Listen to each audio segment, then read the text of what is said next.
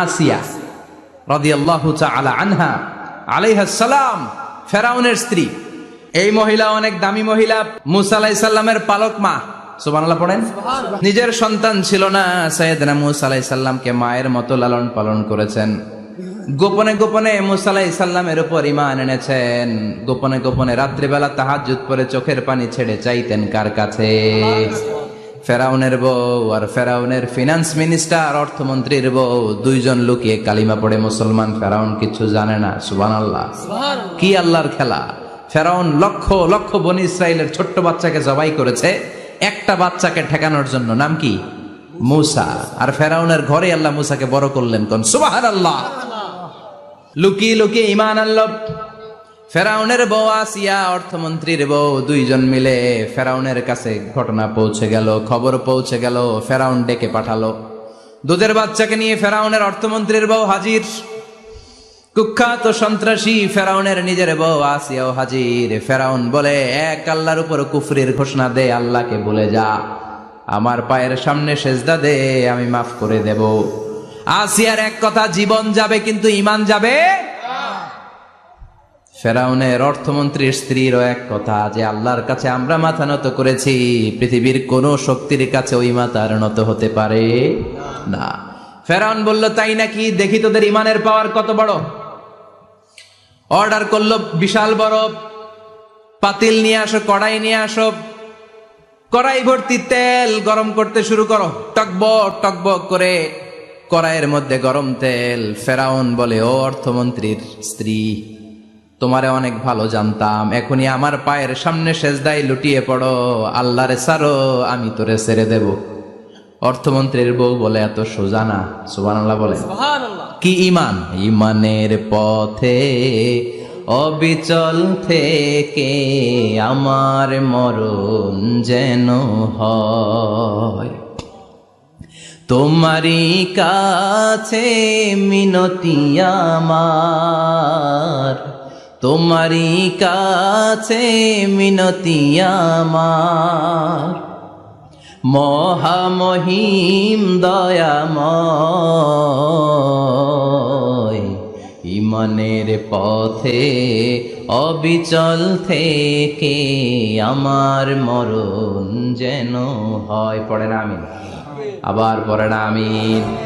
এক কথা, আল্লাহর সামনে মাথা নত করেছি, কারো সামনে করব না।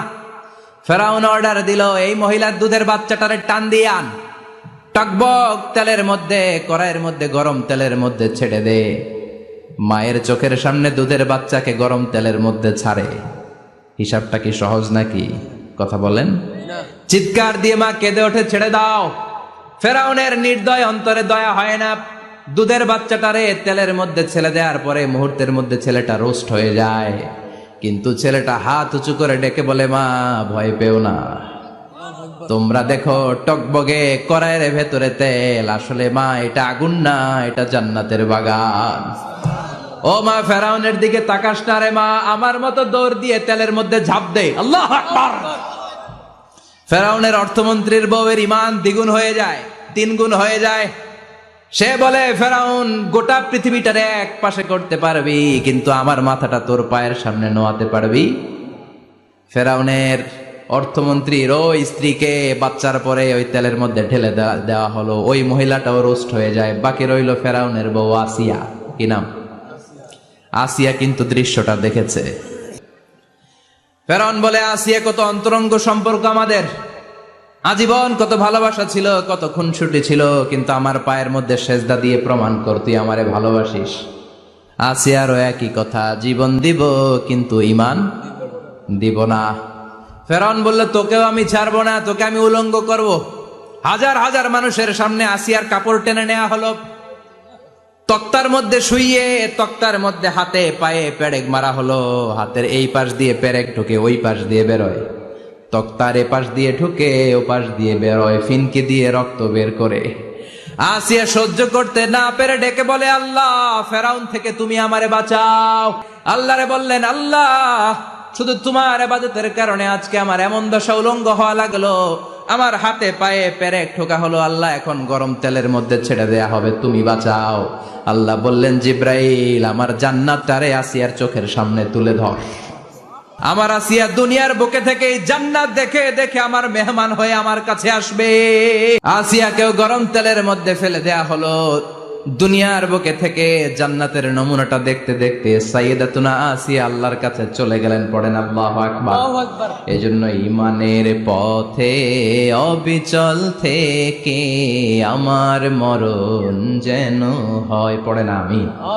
তাহলে আসিয়ার জীবনী থেকে আমার মায়েদের জন্য শিক্ষা হলো, ঈমান ছাড়া যাবে না, বেঈমান হয়ে মরা যাবে না, মাজারে গিয়ে মুশরিকাদের কাতারে নাম তোলা যাবে।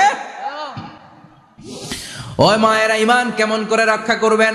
ঈমান কত বড় দামি জিনিস, ঈমান একজন নারীর মর্যাদা আল্লাহর কাছে কত বাড়িয়ে তোলে। আসিয়ার জীবনে এই শিক্ষাটা আছে না নাই? আসিয়ার জীবনী থেকে আমরা কি শিখলাম? ঈমান রক্ষা করতে হবে, জীবন যাবে, ঈমান যাবে।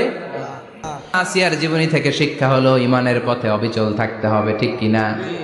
ঈমানের পথে অবিচল থেকে আমার মরণ যেন হয়। তোমারই কাছে মিনতি আমার, তোমারই কাছে মিনতি আমার, মহামহিম দয়াময়। ঈমানের পথে অবিচল থেকে আমার মরণ যেন হয়। পড়েন আমিন।